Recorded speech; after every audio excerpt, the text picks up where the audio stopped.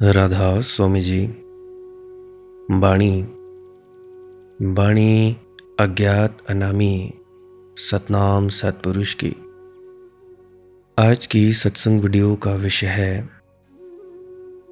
40-50 साल हो गए, करीब करीब 20-30 साल हो गए नामदान लिए, फिर भी आज भी हम वहीं के वहीं खड़े हैं, खाली के खाली हैं। तो ये खाली होने का क्या कारण है? हमने पूरी उम्र लगा दी, बुढ़ापे में आ गए, फिर भी हमें कोई शांति नहीं, बेचैनी उल्टी, हमें आनंद नहीं, कोई रस नहीं। तो इसका कारण क्या है? तो चलिए इसी विषय के संदर्भ में आज की सत्संग वीडियो आरंभ करते हैं। गुरु प्यारे सत्कारयोग सत्संगत जी, आप सभी के भीतर बैठे परमात्मा को मेरा प्रणाम, आप सभी के चरणों में मेरा प्रणाम स्वीकार करें। विनती करना चाहूँगा, जो भी व्यक्ति गहरे ध्यान में डूबना चाहता है, आनंदित होना चाहता है, मन से तंग है, काम क्रोध लोभ मोह अहंकार और डर आदि वासनाओं से ग्रसित है, वो व्यक्ति इस पूरी वीडियो को अंत तक सुनने की कृपालता ज़रूर करें जी। क्या पता आप लोगों को कुछ समझ में आ जाए, परमात्मा कोई कृपा कर दे कि आपके जहन में कोई बात आ जाए जिससे कि आपकी तब्दीली हो जाए। तो चलिए आज की सत्संग वीडियो के विषय की ओर बढ़ते हैं।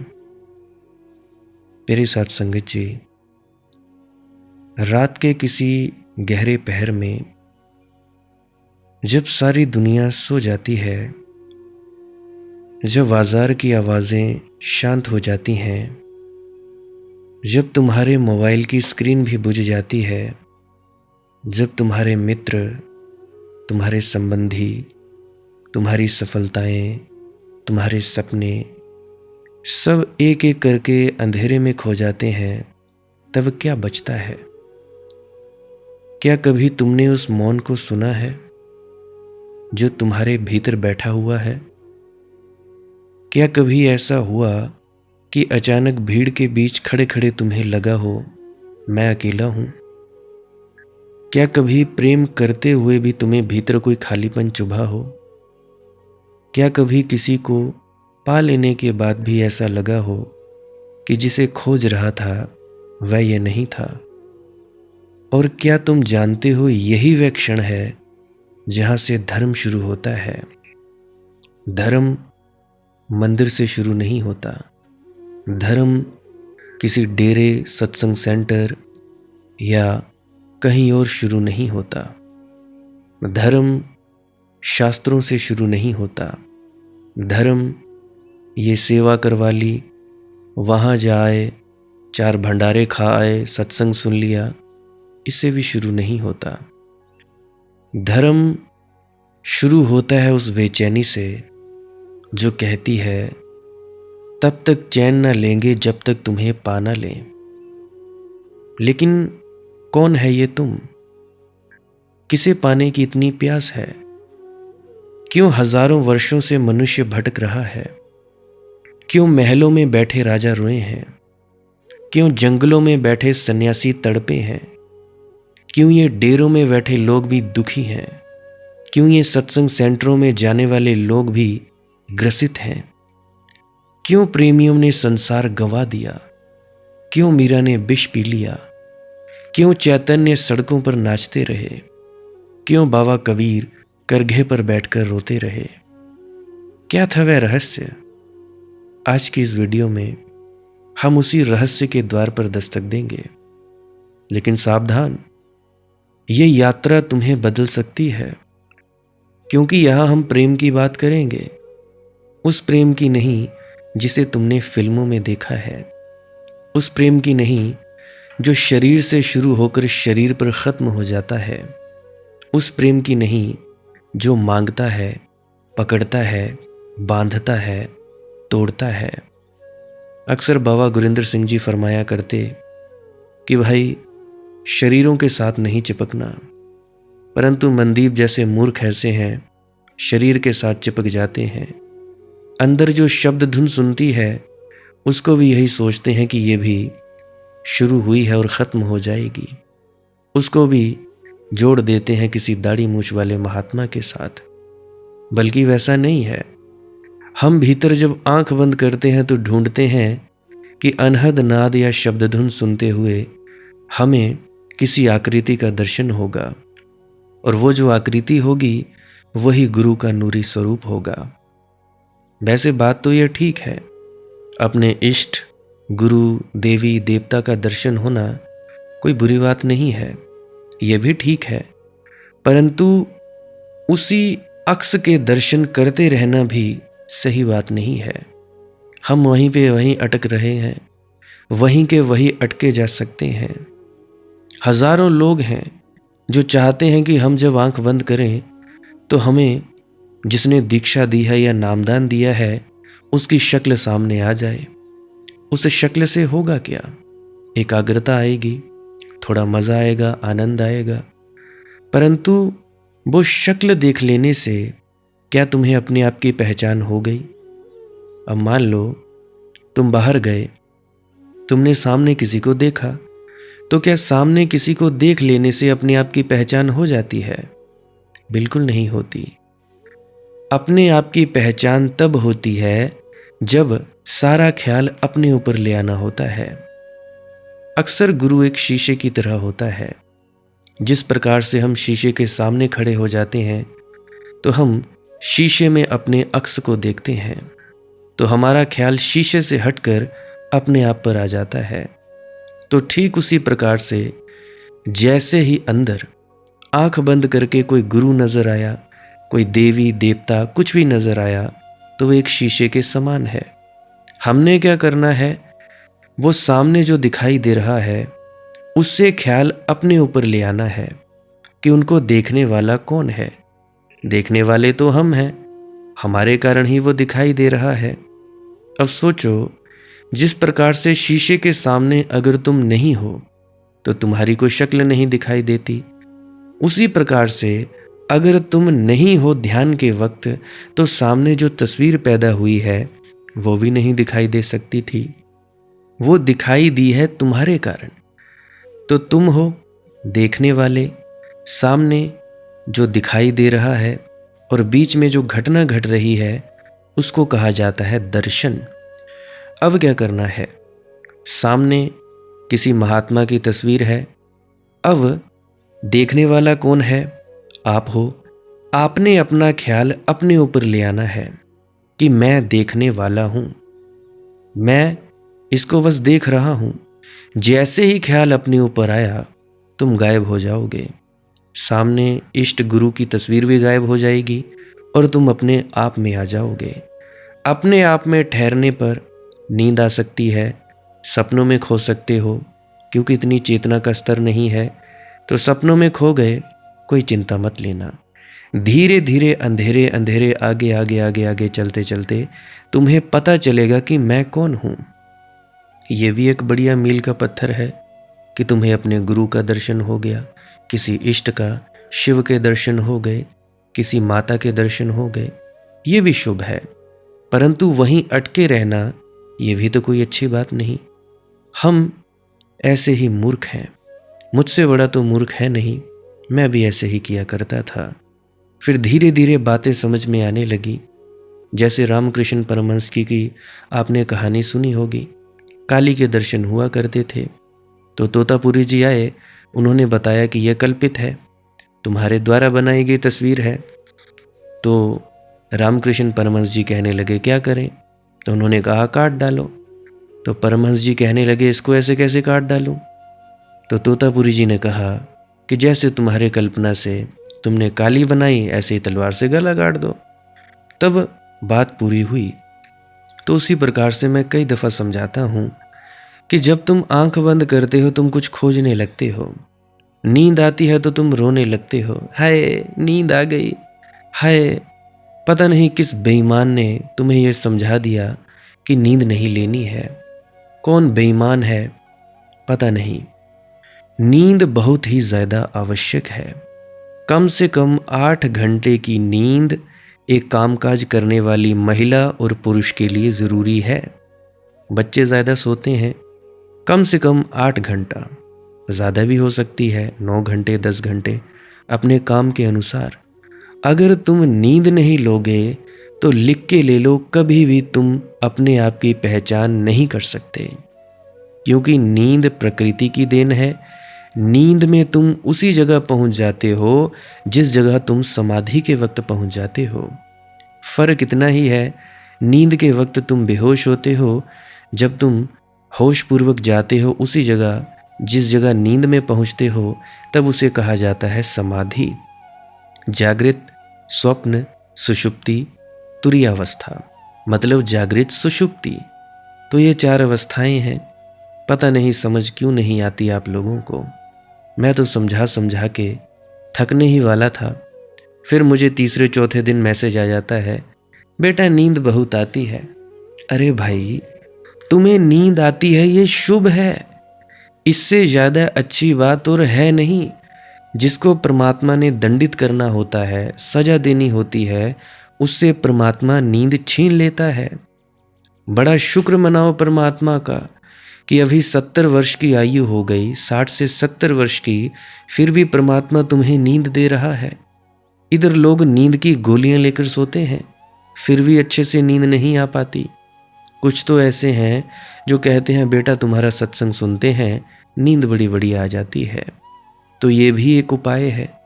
तो भाई, दुनिया परेशान है नींद ना आने की वजह से, और तुम्हें आसानी से नींद आ रही है, तुम बड़े परेशान हुए पड़े हो। पता नहीं किस बेईमान ने कह दिया तुम्हें, किस पाखंडी ने कह दिया कि भाई नींद नहीं लेनी है। और भाई, ये जो कम खाने और कम सोने का कॉन्सेप्ट है, इसका क्या मतलब है? इसका ये मतलब है जब नींद से जग जाओ, जब जग जाओ तो दोबारा सोने की चेष्टा मत करो, खुद से जगो, अलार्म ना लगाना पड़े। तुम 8 घंटे सो गए, तुम्हें अपने आप प्रकृति ने जगा दिया, उठ खड़े हो जाओ। ऐसे ही आलसियों की तरह पड़े मत रहो। और कम खाने का मतलब, कम खाने का मतलब है पौष्टिक भोजन खाओ, अच्छा अच्छा खाओ, सुपाच्य भोजन खाओ, अति मत करो। कोई भी चीज़ है उसकी अति खराब होती है। नींद की अति करोगे वो भी खराब है, खाने की अति करोगे वो भी खराब है, पीने की अति करोगे वो भी खराब है। तो उसका मतलब ये था। हम पता नहीं क्या से क्या मतलब ले जाते हैं, परंतु क्या करें, कोई समझाने वाला हो तो ना। अब बुढ़ापे में नींद 4 घंटे की हो जाती है, वो होगी ही, क्योंकि अब शरीर को बढ़ना नहीं है, शरीर को तंतुओं को ठीक करने की ज़रूरत ही नहीं है, क्योंकि शरीर जाने वाला है, मरने वाला है। तो बच्चा है वो ज़्यादा सोता है, उससे बड़ा होता है वो थोड़ा कम सोता है। 24 घंटे बच्चा सोता रहता है माँ के पेट में, बाहर आ जाता है 20-22 घंटे, और थोड़ा बड़ा होता है तो घट के नींद 18 घंटे, और बड़ा होता है तो 12 घंटे, और बड़ा होता है तो 9 घंटे। तकरीबन 8 से 9 घंटे तक नींद बनी रहती है। अब पुराने ज़माने के लोग शाम के 6 बजे सो जाते थे, तुम लोग 11 बजे सो रहे हो, तो 2:30-3 बजे कैसे उठ सकते हो? है मूर्खों के मूर्ख, कैसे उठ सकते हो भाई? जो व्यक्ति 12 बजे सो रहा है, 11 बजे खाना खाकर सो रहा है, और वो सोचेगा कि 3 से 4 बजे उठ के वो ध्यान के लिए बैठेगा, वो कैसे बैठ सकता है? तुम्हारी नींद ही पूरी नहीं हुई, तुम अपने अंदर शक्ति से भरपूर ही नहीं हुए, तो तुम पागल हो जाओगे। मैं देखता हूँ 99% ये जो राधा स्वामी हैं ये पागल हुए पड़े हैं, और इसमें मेरे खुद के माता पिता भी शामिल हैं। उनमें कोई शांति नहीं, मेरे खुद के रिश्तेदार शामिल हैं, नींद पूरी नहीं लेते, पता नहीं कौन कौन सी चिंताएं खाई जाती हैं। जिस चीज़ में हमारा कोई कंट्रोल नहीं, हम उसे कर नहीं सकते कुछ, उस चीज़ को भी सोच सोच कर नींदें हराम करे जा रहे हैं। सब जगह यही हाल है, सब जगह देखता हूँ, और इतनी बेईमानी है, ईमानदारी का कोई मतलब ही नहीं। और बात आती है गुरु पर, नाक कटवाते हैं अपने गुरु के, फिर क्या कहा जाए। और डींगे तो ऐसे हाँकते हो जैसे पता नहीं क्या है, कितने ही बड़े भक्त हो, और जब बात पूछो पता लगे तो इतने बद से बदतर कर्म करते हो, फिर बाद में बोलते हो बेटा ये हो गया। कर्म करते वक्त नहीं सोचते कि हमने क्या कर्म किया है, हमने किसी का दिल दुखाना है। भोगते वक्त बेटा प्रार्थना कर दो, अरदास कर दो। अरे क्यों भाई, क्यों? कर्म करते वक्त तुमने सोचा नहीं तो भाई भोगते वक्त भी मत सोचो, भुगतो। अब कईयों के बच्चे आ जाते हैं, वो उनके दिमाग थोड़े से कम होते हैं।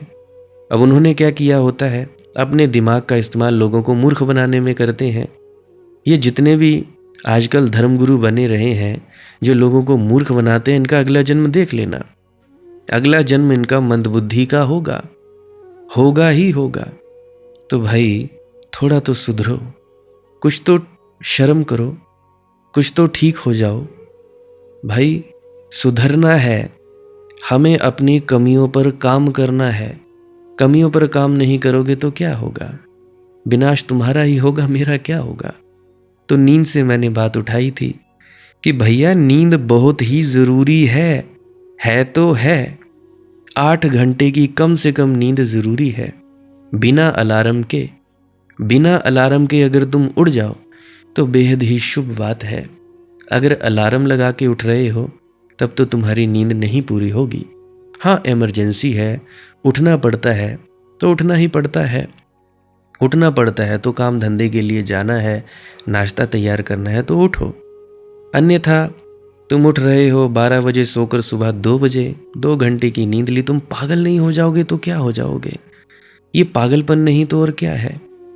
जितने भी लोग कहते हैं खुद को हम सत्संगी हैं, गुस्सा देखो कितना भरा हुआ है इनमें, लालची देखो कितने हैं। किसी का 500 रुपये का नोट पड़ा हो और 500 रुपया तुम देने को तैयार नहीं होते। इतने ज़्यादा लालची, और कमाते हैं महीने का 30 से 40 हज़ार। तुम सोचो कि भैया कितना चिड़चिड़ापन है। ये दुनिया पागल हुई जा रही है और बेईमान समझाए जा रहे हैं कम सो कम खाओ। और उनको पता भी नहीं कि संतों के बताने का मकसद क्या था कि भैया कम सोना है। कम सोने का मतलब कम से कम 8 घंटा। तुम कोई पुरानी परमार्थी पत्र निकाल लेना, बाबा सावन सिंह की कहा है उन्होंने कि भैया जो व्यक्ति 8 घंटे की नींद नहीं लेता है उसका सब ध्यान भजन सिमरन व्यर्थ। नहीं यकीन हो तो देख लेना, राधा स्वामी सत्संग व्यास का जो ऑफिशियल यूट्यूब चैनल है उसमें सुन लेना। उसमें शायद वो जो वॉलेंटियर है उन्होंने अपनी वॉइस ओवर दिया है, सुन लेना। अगर मैं झूठ लगता हूँ, अगर नहीं यकीन है तो हम शरीर से लेकर शरीर पर ही ख़त्म कर देते हैं बात। मैं उस प्रेम की बात नहीं करता जो मांगता है, पकड़ता है, बांधता है और तोड़ता है। हम बात करेंगे उस प्रेम की जो गुण रहित है, कामना रहित है, प्रति क्षण बढ़ता है, विच्छेद रहित है, सूक्ष्म से भी सूक्ष्म है। और सुनने में ये शब्द जितने सुंदर लगते हैं उतने ही खतरनाक हैं, क्योंकि अगर तुमने सच में इन्हें समझ लिया तो तुम्हारा पूरा जीवन उलट जाएगा। तुम्हें बचपन में सिखाया गया कुछ बनो, किसी ने नहीं कहा कि कुछ मिटो। तुम्हें सिखाया गया सफलता इकट्ठी करो, नाम कमाओ, पैसा जोड़ो, लोगों को प्रभावित करो। लेकिन प्रेम कहता है खुद को गंवा दो, और यही डर है। इसीलिए मनुष्य प्रेम से भागता है। वह प्रेम की बातें तो करता है लेकिन प्रेम में उतरना नहीं चाहता, क्योंकि प्रेम में उतरना मृत्यु के उतरने जैसा है। ध्यान से सुनना। कामना कहती है मुझे कुछ चाहिए, प्रेम कहता है मैं खुद को देना चाहता हूँ। कामना भूखी है, प्रेम पूर्ण है। कामना पकड़ती है, प्रेम मुक्त करता है। कामना कहती है तुम मेरे हो, प्रेम कहता है मैं तुम्हारा हूँ। और यही फर्क संसार को समझ नहीं आता।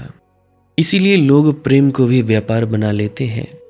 पति पत्नी व्यापार कर रहे हैं, मित्र व्यापार कर रहे हैं, भक्त भी भगवान से व्यापार कर रहा है, चेला गुरु से व्यापार कर रहा है। मुझे ये दे दो, मेरी समस्या हल कर दो, मुझे स्वर्ग दे दो, मुझे मोक्ष दे दो, मुझे सचखंड में प्रवेश दिला दो। लेकिन जिसने सच में प्रेम किया उसने कभी कुछ नहीं मांगा, उसने सिर्फ कहा, तुम मिल जाओ, बस इतना काफ़ी है। और यहीं से भक्ति जन्म लेती है।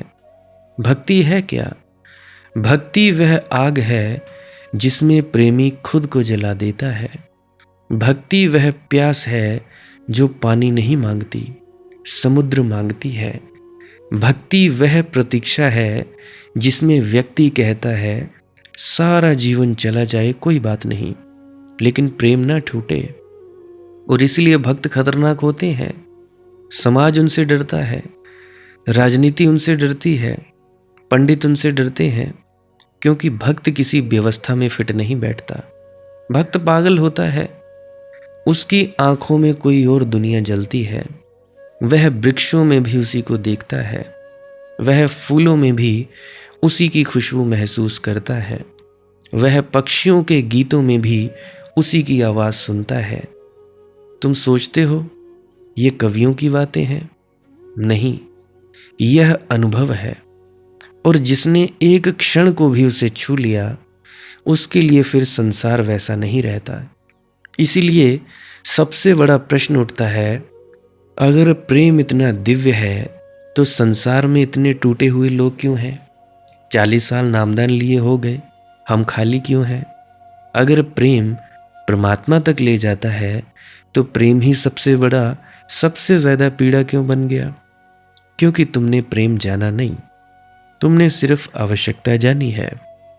तुम अकेले हो इसलिए किसी को पकड़ लेते हो, तुम डरे हुए हो इसलिए संबंध बना लेते हो, तुम खाली हो इसीलिए किसी से भरना चाहते हो। और जहां मांग है वहां प्रेम नहीं हो सकता। अब धीरे धीरे इस रहस्य को समझो। पहला कदम, कामना और प्रेम का अंतर पहचानो। जब तक तुम मांग रहे हो तब तक प्रेम नहीं है। दूसरा कदम, देखो कि तुम्हारा तथाकथित प्रेम घटता क्यों है। कामना का नियम है, मिलने से पहले बढ़ती है, मिलने के बाद घटती है। इसलिए संसार में हर आकर्षण टूट जाता है। लेकिन प्रेम का नियम उल्टा है। जब तक नहीं मिलता तुम्हें पता भी नहीं चलता कि प्रेम क्या है।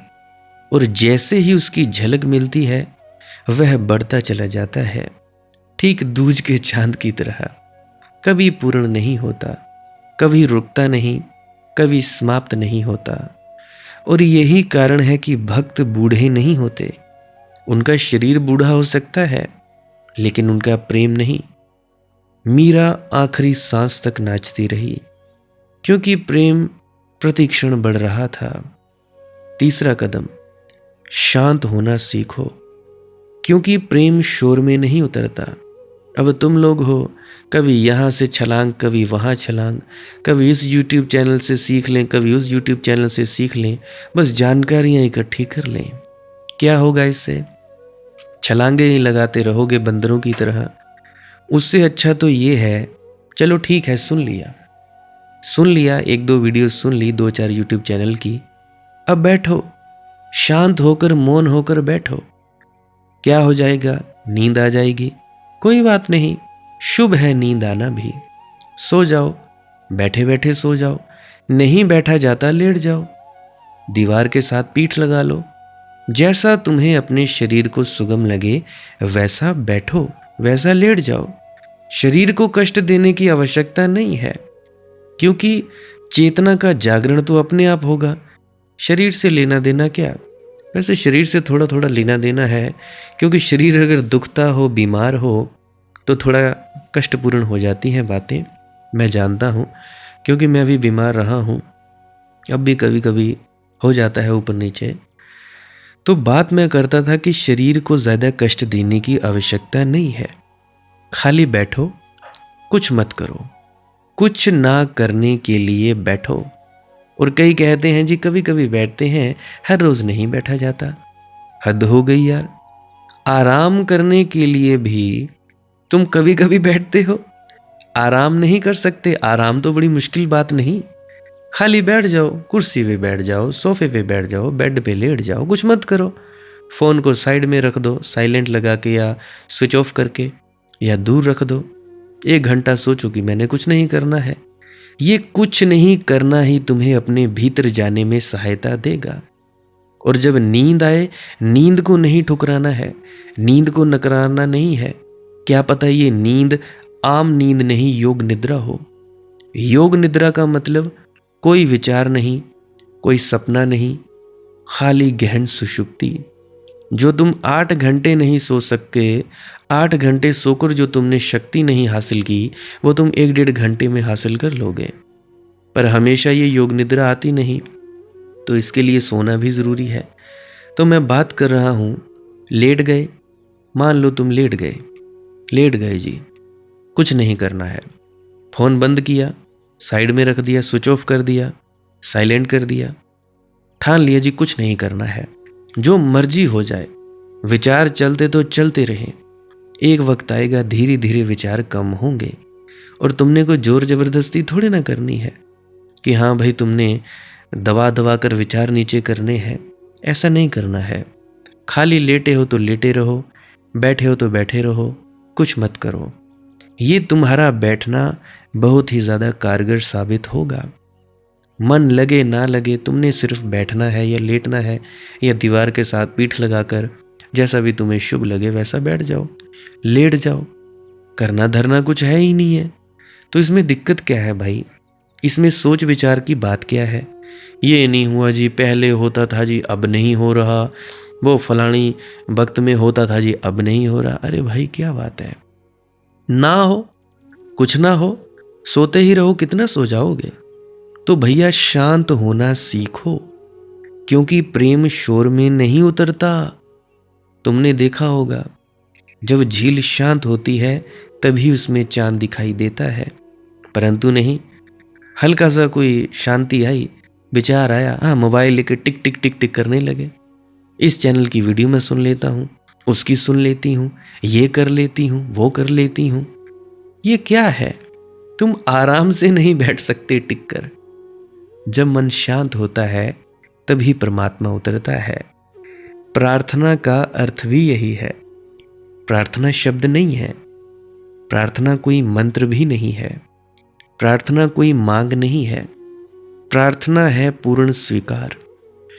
जैसे धरती वर्षा को स्वीकार करती है, जैसे फूल सूरज को स्वीकार करता है, जैसे प्रेमी अपने प्रिय को स्वीकार करता है, बस वैसे वैसे ही बैठ जाना, शांत, मौन, खुले हुए। कईयों का प्रश्न होता है जी डर लगता है, कोई बात नहीं, डर को आने दो और जाने दो। इसी डर को तुमने दबाया था, अब यह बाहर आ गया तो जाने दो। जाने क्यों नहीं देते हो? अंदर जाने में कोई डर नहीं होता है। डर मन पैदा करता है कि कहीं मैं मर ना जाऊं। ये मन की आखिरी चालबाजी होती है। हाय हाय क्या हो जाएगा? तुम रात रोज नींद में जाते हो, तब तुम्हें डर नहीं लगता। तो ऐसा ही सोचो कि भैया नींद में ही जाना है, तो बस ऐसे ही करना है। शांत, मौन, खुले हुए बैठ जाओ या लेट जाओ, और फिर अचानक एक दिन कुछ उतरता है, कोई अज्ञात तरंग, कोई अनदेखी रोशनी, कोई सूक्ष्म स्पर्श, और तुम्हें लगता है सारा अस्तित्व तुम्हें प्रेम कर रहा है। उस क्षण तुम समझते हो धर्म क्या है। धर्म नियम नहीं है, धर्म भय नहीं है, धर्म त्याग नहीं है, धर्म प्रेम है। और प्रेम वह पुल है जहां से मनुष्य परमात्मा तक पहुंचता है। लेकिन यात्रा भी शुरू हुई है, क्योंकि आगे हम जानेंगे कैसे तुम्हारे तथाकथित धार्मिक तुम्हें प्रेम से दूर ले गए। अभी जैसे मैंने बेईमानों की बात की, तुम्हारी नींद छीन ली। परमात्मा की देन। परमात्मा कोई मूर्ख है जिसने नींद बनाई? वो तो कोई मूर्ख नहीं है, कुछ सोचकर ही बनाई होगी, थोड़ी बहुत झलक देने के लिए। तो मैं अभी बताऊंगा कि कैसे तुम्हारे तथाकथित धार्मिक तुम्हें प्रेम से दूर ले गए, कैसे तुमने हर फूल में छिपे परमात्मा को ठुकराया, कैसे तुम्हें सिखाया गया कि संसार माया है, और कैसे एक दिन परमात्मा स्वयं तुमसे पूछेगा, जिन नयनों का प्रेम निमंत्रण तुमने था ठुकराया, उन नयनों में एक नयन था मेरा। और उस दिन शायद बहुत देर हो चुकी होगी, क्योंकि मनुष्य की सबसे बड़ी त्रासदी ये नहीं है कि उसने परमात्मा को खो दिया। सबसे बड़ी त्रासदी ये है कि परमात्मा बार बार उसके द्वार पर आया और वह पहचान ना सका। क्या पता नींद के रूप में ही आ गया, तुमने नहीं पहचाना। कभी फूल बनकर आया, तुमने कहा जी ये तो क्षणभंगुर है। कभी किसी स्त्री की आंखों में उतर आया, तुमने कहा जी वासना है। कभी संगीत बनकर वहा, तुमने कहा जी मोह है। कभी किसी बच्चे की हंसी में चमका, तुमने कहा जी संसार है। और इसी तरह तुम चूकते चले गए। ध्यान से समझना, धर्म का अर्थ संसार से भागना नहीं है। धर्म का अर्थ संसार में छिपे हुए उस अदृश्य को पहचानना है जो हर रूप में स्वयं को प्रकट कर रहा है। लेकिन तुम्हें बचपन से क्या सिखाया गया? ये मत देखो, ये पाप है, ये मोह है, ये माया है। धीरे धीरे तुम्हारी आंखें डर गईं। तुमने जीवन को बांट दिया। यह पवित्र है जी, यह अपवित्र है। यह आध्यात्मिक है जी, यह सांसारिक है। यह भगवान है जी, यह भगवान नहीं है, यह शैतान है। और जहां विभाजन आया, प्रेम मर गया। क्योंकि प्रेम विभाजित नहीं करता, तोड़ता नहीं है, प्रेम जोड़ता है। भक्त कहता है, मैं कैसे तय करूं कि तू कहाँ है और कहाँ नहीं है। और यही भक्त और पंडित का फर्क है। पंडित कहेगा जी परमात्मा सचखंड में है, भक्त कहेगा जी हर जगह है। वो मंदिर में भी है, मस्जिद में भी है, गुरुद्वारा में भी है, गिरजा में ही है। जरूरी थोड़ा ना सत्संग सेंटर में है, जरूरी थोड़ा ना कि किसी डेरे में ही है, हर जगह है। पंडित के पास उत्तर है, भक्त के पास आश्चर्य है। पंडित शास्त्र पढ़ता है, भक्त फूल पढ़ता है, आकाश पढ़ता है, हवा पढ़ता है, आंसू पढ़ता है, मौन पढ़ता है। पंडित परमात्मा को सिद्ध करना चाहता है, भक्त परमात्मा में डूब जाना चाहता है। और जो डूब गया वह फिर लौटकर वैसा नहीं रहता। उसकी आंखों में एक अजीब सी चमक आ जाती है। वह साधारण चीजों में भी असाधारण को देखने लगता है। तुमने कभी किसी प्रेमी को देखा है? सड़क पर चलता है, लेकिन भीतर कोई गीत चल रहा होता है। वह लोगों से बात करता है, लेकिन भीतर कोई और संवाद जारी होता है। वह दुनिया में रहता है, लेकिन दुनिया उसके भीतर नहीं रहती। यही तो भक्ति की शुरुआत है। भक्ति संसार छोड़ना नहीं है। भक्ति संसार में रहते हुए भी संसार से ऊपर उठ जाना है। ठीक कमल की तरह कीचड़ में जन्म लेता है, उसी पानी में रहता है, लेकिन कीचड़ उसे छू नहीं पाता। यही प्रेम की अवस्था है। और अब यहां एक बहुत सूक्ष्म रहस्य समझना। काम और प्रेम दोनों की ऊर्जा एक ही है।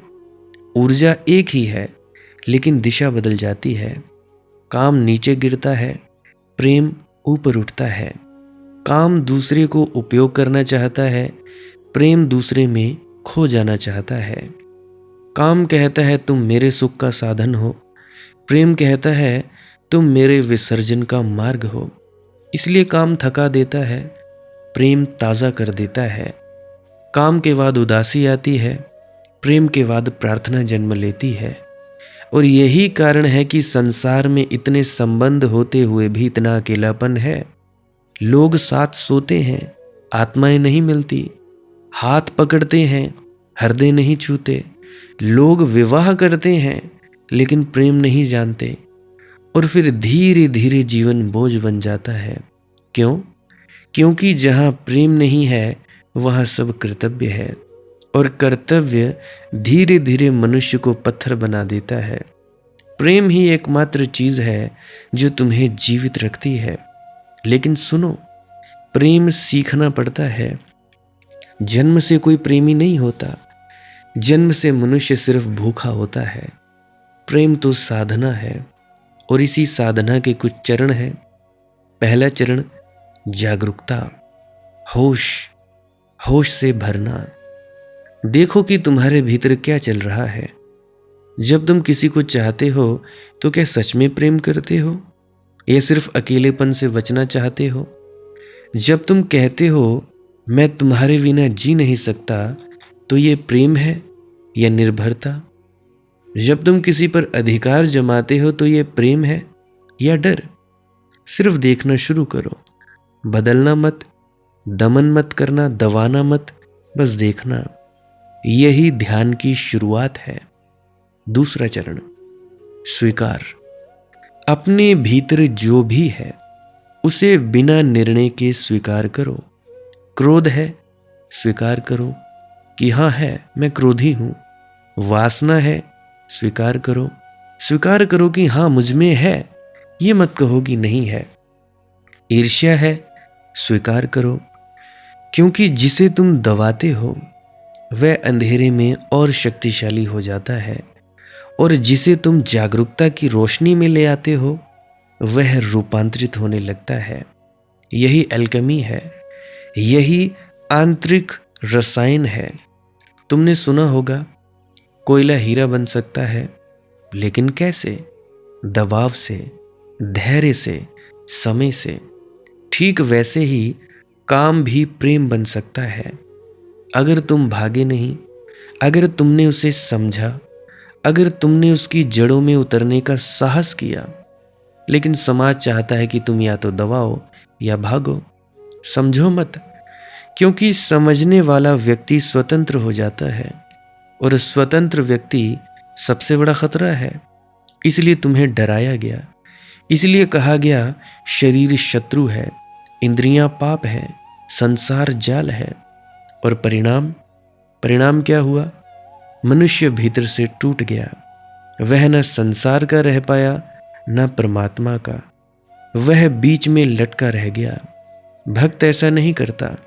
भक्त कहता है जो कुछ भी है उसी का है। अगर फूल सुंदर है तो उसी की सुंदरता है। अगर प्रेम में आकर्षण है तो उसी का चुंबक है।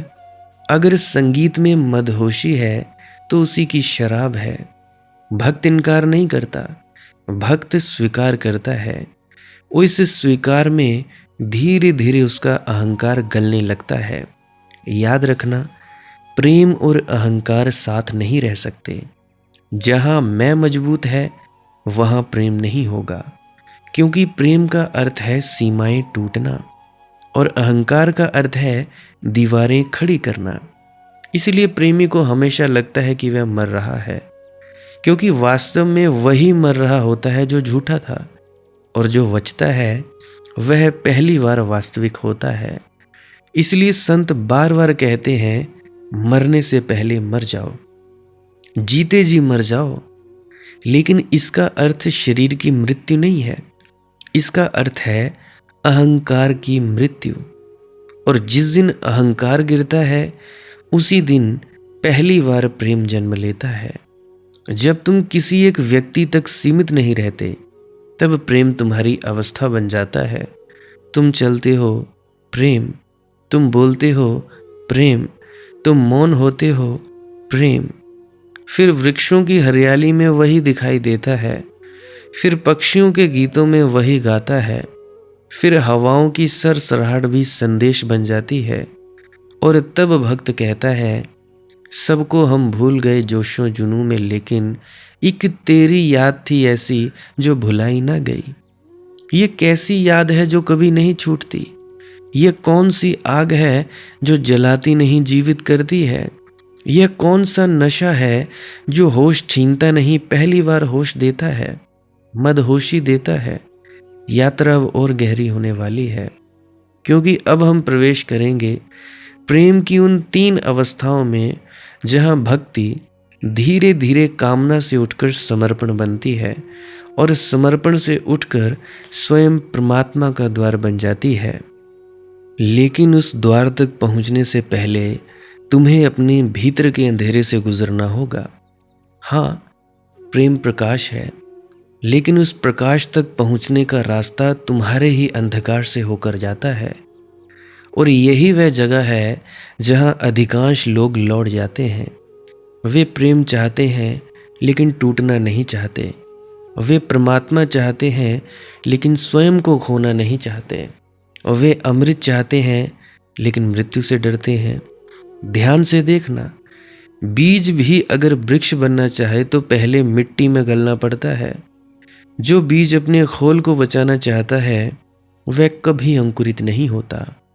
और मनुष्य का अहंकार भी ऐसा ही खोल है। तुमने अपने चारों तरफ कितनी परतें बना ली हैं।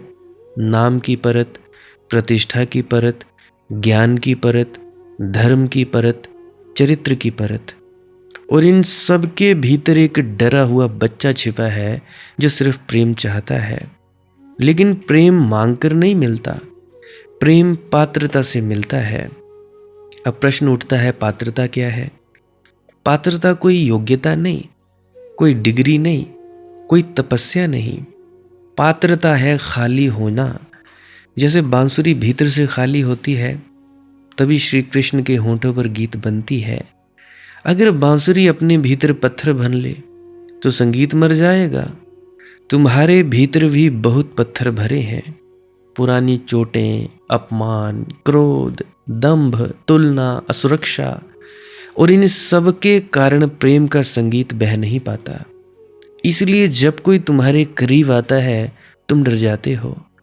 तुम्हें लगता है अगर इसने मुझे सच में जान लिया तो शायद छोड़ देगा। और यही डर तुम्हें नकली बना देता है। तुम मुस्कुराते हो जबकि अंदर ही अंदर रो रहे होते हो। तुम प्रेम का नाटक करते हो जबकि भीतर हिसाब चल रहा होता है। तुम कहते हो मैं तुम्हारे लिए मर सकता हूं, लेकिन छोटी सी चोट लगते ही तुम्हारा प्रेम घृणा में बदल जाता है। क्यों? क्योंकि वह प्रेम था ही नहीं, वह सौदा था। याद रखना, जहां अपेक्षा है वहां सौदा है, जहां समर्पण है वहां प्रेम है। और समर्पण का अर्थ गुलामी नहीं है, समर्पण का अर्थ है विश्वास। जैसे नदी समुद्र पर भरोसा करती है। क्या तुमने कभी नदी को डरते देखा है? वह पहाड़ों से गिरती है, चट्टानों से टकराती है, घाटियों से गुजरती है, लेकिन रुकती नहीं। क्यों? क्योंकि उसे पता है समुद्र उसकी प्रतीक्षा कर रहा है। भक्त भी ऐसा ही होता है। वह जीवन के दुखों से गुजरता है, अस्वीकृति से गुजरता है, अकेलेपन से गुजरता है, लेकिन भीतर कहीं एक विश्वास जलता रहता है, वह मुझे बुला रहा है। और जिस दिन ये पुकार सुनाई पड़ जाए उस दिन जीवन साधारण नहीं रह जाता। फिर हर घटना अर्थपूर्ण हो जाती है। तुम गिरते हो उसमें भी संदेश है, तुम टूटते हो उसमें भी कृपा है, तुम्हें कोई छोड़कर चला जाता है उसमें भी कोई अदृश्य हाथ काम कर रहा है। क्योंकि अस्तित्व कभी तुम्हारे खिलाफ नहीं होता, वह सिर्फ तुम्हें जगा रहा होता है। लेकिन सोया हुआ मनुष्य हर चोट को सजा समझता है, भक्त हर चोट को निमंत्रण समझता है। और यही दृष्टि का फर्क नरक और स्वर्ग का फर्क बन जाता है। अब धीरे धीरे हम भक्ति की पहली अवस्था में प्रवेश करते हैं। पहली अवस्था है तामसिक भक्ति। सुनकर चौंकना मत, हाँ, भक्ति भी तामसिक हो सकती है। कैसे? जब मनुष्य डर से पूजा करता है, डर से ध्यान के लिए बैठता है, वह तामसिक भक्ति है। भगवान नाराज हो जाएगा, पाप लग जाएगा, नरक मिल जाएगा, ये प्रेम नहीं है, ये डर है। और डर से पैदा हुई भक्ति, पूजा कभी परमात्मा तक नहीं पहुंचती। डर तुम्हें सिकोड़ता है, प्रेम तुम्हें फैलाता है। मुझे याद है हमारे यहाँ पे मैं पैदा हुआ हूँ चौकी मनियार में, वहाँ पे सत्संग सेंटर है जोल में। तो वहाँ के जो सेक्रेटरी थे वो कहा करते थे, जी सत्संग जाना ज़रूरी है, पता नहीं जो नौकरी है वो छूट ना जाए, मैं इसी के लिए जाता हूँ। उन्होंने अपने मुंह से कहा। तो ये कौन सी भक्ति है? ये तामसिक भक्ति है। फिर दूसरी अवस्था आती है राजसिक भक्ति। ये थोड़ी ऊंची है। यहाँ मनुष्य भगवान से सौदा करता है, गुरु से सौदेबाजी करता है। मुझे धन दे दो, मुझे सफलता दे दो, मेरी बीमारी ठीक कर दो, मेरा बेटा पास हो जाए, मैं मुकदमा जीत जाऊं, मेरा वो टेंडर पास हो जाए, तुम मुझे मेरा बिजनेस बढ़ाओ, मैं तुम्हें पैसे दूंगा, मैं तुम्हारे घर के लिए पैसे दूंगा। तो यहाँ भी केंद्र में मैं ही है। भगवान सिर्फ साधन है। ऐसी भक्ति मंदिर तो बना सकती है, लेकिन हृदय का द्वार नहीं खोल सकती। और फिर बहुत बहुत दुर्लभ अवस्था आती है, सात्विक भक्ति, जहां मनुष्य कहता है मुझे कुछ नहीं चाहिए, बस तू चाहिए। यहां पहली बार प्रेम की सुगंध आती है, लेकिन यात्रा यहीं खत्म नहीं होती, क्योंकि सच्चा प्रेम सात्विक भी नहीं होता। सच्चा प्रेम गुणातीत है, ना तामस, ना रजस, ना सत्व। वह आकाश की तरह है जिसमें सब घटता है, लेकिन जो किसी से बंधता नहीं।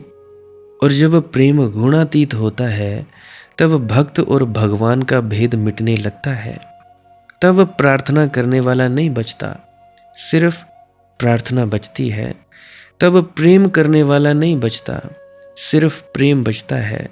और यही सबसे बड़ा रहस्य है। तुम परमात्मा को पा नहीं सकते जब तक तुम स्वयं बने हुए हो, क्योंकि दो नहीं बच सकते, या तो तुम रहोगे या वह रहेगा। इसलिए सूफी कहते हैं, इश्क की गली बहुत संकरी है, तामे दो न समाए। प्रेम गली अति सांकरी, तामे दो न समाए। दो साथ नहीं चल सकते। अब शायद तुम्हें समझ में आने लगा होगा कि संत क्यों बार बार मृत्यु की बात करते हैं। वे शरीर की मृत्यु नहीं, अहंकार की मृत्यु की बात कर रहे हैं। और जिस दिन ये मृत्यु घटती है, उसी दिन पहली बार जीवन जन्म लेता है। फिर तुम्हें पता चलता है तुम कभी अकेले थे ही नहीं। वह हर क्षण तुम्हारे साथ था। जब तुम रोए, वह आंसू बनकर बहा। जब तुम हंसे, वह मुस्कान बनकर खिला। जब तुम प्रेम में पड़े, वह आकर्षण बनकर आया। जब तुम टूटे, वह मौन बनकर भीतर बैठ गया। लेकिन तुम बाहर देखते रहे। तुम्हारी आंखें वस्तुओं में उलझी रहीं, और जो भीतर धड़क रहा था उसे तुमने कभी नहीं सुना। अब सुनना शुरू करो। इसी क्षण थोड़ी देर के लिए अपने सारे विचार छोड़ दो, अपनी सारी पहचानें छोड़ दो। सिर्फ महसूस करो। सांस भीतर जा रही है, सांस बाहर आ रही है। कौन चला रहा है इसे? तुम सो जाते हो, फिर भी हृदय धड़कता रहता है। कौन धड़का रहा है? तुम फूल नहीं बना सकते, तुम एक पत्ता भी नहीं उगा सकते, लेकिन अस्तित्व हर क्षण करोड़ों फूल खिला रहा है। कौन है ये अदृश्य कलाकार? और अगर वही तुम्हारे भीतर भी धड़क रहा हो तो? अगर वही तुम्हारी आंखों से देख रहा हो तो? अगर वही प्रेम बनकर तुम्हें पुकार रहा हो तो? यहीं से ध्यान जन्म लेता है। और ध्यान का अंतिम फूल है भक्ति, क्योंकि ध्यान तुम्हें खाली करता है और भक्ति उस खालीपन को प्रेम से भर देती है। फिर जीवन संघर्ष नहीं रहता, एक नृत्य बन जाता है। फिर मृत्यु अंत नहीं लगती, एक द्वार लगती है। फिर संसार कारागर नहीं लगता, परमात्मा की लीला लगती है। और तब भक्त धीरे से मुस्कुराकर कहता है, अब कहीं जाना नहीं। जिसे खोज रहा था वह तो सदा से यही था, और मैं ही था। जिसकी खोज में मैं था वो तो मैं ही था। प्यारी साथ संगत जी, आज के लिए बस इतना ही। किसी का कोई प्रश्न हो, कोई दिक्कत परेशानी हो तो कमेंट सेक्शन में लिख सकता है, और डिस्क्रिप्शन में मेरा व्हाट्सएप नंबर दिया गया है, वहाँ पे पूछ सकता है। विनती है, आप जी अपने मित्रों परिजनों तक शेयर कर सकते हो वीडियो को। जो परेशान हो व्हाट्सएप स्टेटस में शेयर कर सकते हो। जो पहली बार आया है वो सब्सक्राइब कर सकता है। जो व्यक्ति लाइक करना चाहता हो, इस वीडियो को हाइप करना चाहता हो, वो भी कर सकता है, क्योंकि लाइक और हाइप करने से ज़्यादा लोगों तक ये वीडियो रिकमेंडेशन में आती है, ज़्यादा से ज़्यादा लोगों तक पहुंच पाती है। बाकी ये सब चीज़ें अगर ना भी हो तब भी कोई बात नहीं, मस्त रहो, आनंदित रहो। भजन सिमरन क्या है, श्वास क्रिया क्या है, इसके बारे में जानना चाहते हो तो अभी मैं क्लिप लगाई देने वाला हूँ। कृपया आप जी उस क्लिप को भी सुनकर अवश्य जाइएगा। भजन सिमरन क्या है? भजन और सिमरन दो अंग हैं। सिमरन है कुछ शब्दों का जाप करना जो आपको आपके सदगुरु द्वारा बताए जाते हैं। कोई भी जाप हो सकता है, कोई भी शब्द हो सकते हैं। करना क्या है? किसी कमरे में बैठ जाइए, या रात को बैठ सकते हैं, सुबह बैठ सकते हैं, या जब भी आपको फुर्सत के लम्हे मिले बैठ सकते हैं। तो जब बैठें तो शरीर को बिना हिलाए डुलाए बैठना है। जो बैठ नहीं सकता तो वो लेट जाए, जो चौकड़ी नहीं मार सकता वो टांगे सीधी कर ले। कोशिश ये रहनी चाहिए कि ज़्यादा से ज़्यादा वक्त शरीर को बिना हिलाए डुलाए बैठा जाए। उसके बाद अपने शब्दों का जाप शुरू कर दें। आंख बंद रखें, आंखों पर ज़्यादा जोर नहीं लगाना है, कोई कष्ट नहीं देना है, नहीं तो सर में दर्द होगा और फिर आप लोगों को परेशानी हो सकती है। तो आपने क्या करना है? चुपचाप शांत होकर बैठे रहना है, शब्दों का जाप शुरू कर देना है। जितनी देर भी आप करना चाहो, आधा घंटा, पौना घंटा, 10 मिनट, 15 मिनट, या जितनी भी आपको आपके सदगुरु द्वारा दिया गया निर्देश है, जितना निर्देश है उसका पालन कीजिए। और उसके बाद दूसरा स्टेप करना बड़ा ही ज़्यादा ज़रूरी है। वो क्या है? वो उसी अवस्था में बैठे रहें या आसन भी बदल सकते हैं। ये जो शब्दों का जाप होता है ये एकाग्रता के लिए होता है, ताकि मन की एकाग्रता आ जाए। और जब मन की एकाग्रता आ जाए फिर दूसरा कदम क्या है? धुन सुनने के लिए बैठना। चुपचाप बैठे रहें, आंख बंद है, शब्दों का जाप बंद कर देना है। और अगर कोई भी आपके गुरु महाराज है उनको आप स्मरण कर रहे थे, याद कर रहे थे, आंखों के सामने शक्ल ला रहे थे, तो उसको लाना बंद कर दीजिए। शब्द धुन सुन रही है तो सुनते रहिए। आंख बंद करके अंधेरे में ही टिके रहें। टिके रहना है और ये इच्छा नहीं करनी है कि कुछ दिखे, कहीं पहुंचा जाए, परमात्मा को पाना है, ये करना है, वो करना है। याद रखें, ना कुछ समझना है, ना कुछ देखना है।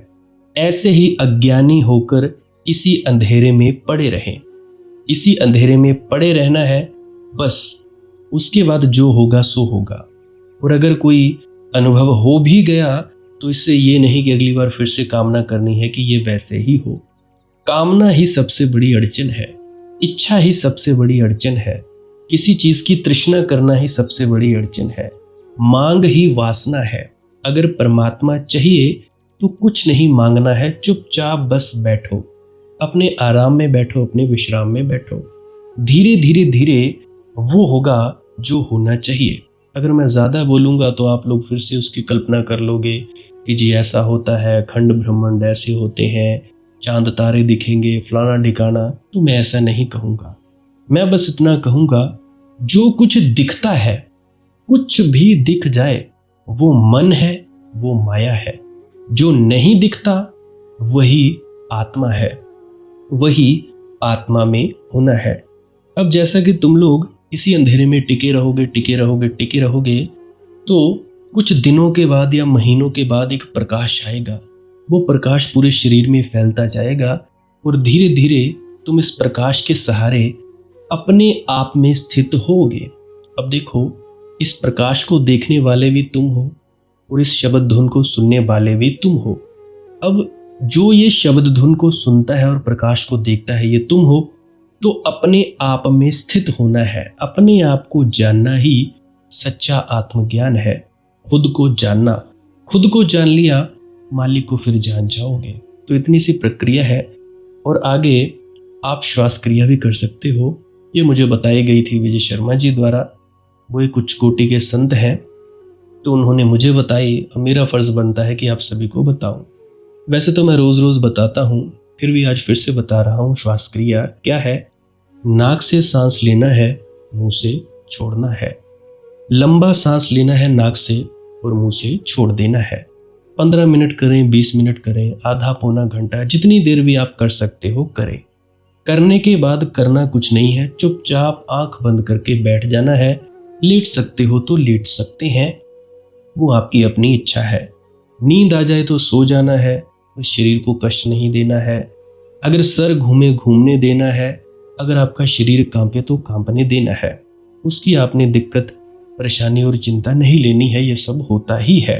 और मरने से डर लगे तब भी नहीं डरना है, ये होता ही है। क्या कहा मैंने? 15 से 20 मिनट कर सकते हैं, उसके बाद चुपचाप बैठें और अपने भीतर अपने आप उतर जाओगे। ठीक है जी।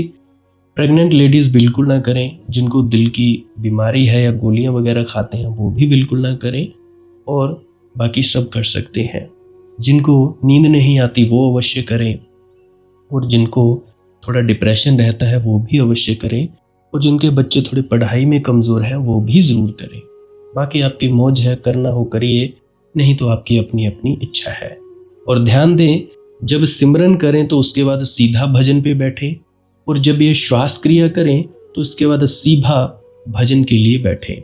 अलग अलग प्रक्रियाएं हैं, एकाग्रता के लिए है श्वास क्रिया और एकाग्रता के लिए ही है भजन सिमरन। सिमरन भी एकाग्रता के लिए और श्वास क्रिया भी एकाग्रता के लिए। ठीक है, मिक्स नहीं करना है, अलग अलग करिए। अगर श्वास क्रिया करी तो उसके बाद सीधा धुन सुनने पर बैठें। अगर सिमरन के शब्दों का जाप किया उसके बाद फिर से धुन सुनने पर बैठें। बाकी आपकी अपनी मौज है, जो आपको रुचे वो कर सकते हो। अगर धुन सुनने लगे तो धुन सुनने पर ही डायरेक्ट बैठा जाए, परंतु श्वास क्रिया मत छोड़ना, क्योंकि श्वास क्रिया करने से शारीरिक, मानसिक और आध्यात्मिक लाभ मिलता है। बाकी आप कीजिए, आपकी मौज है। राधा स्वामी जी।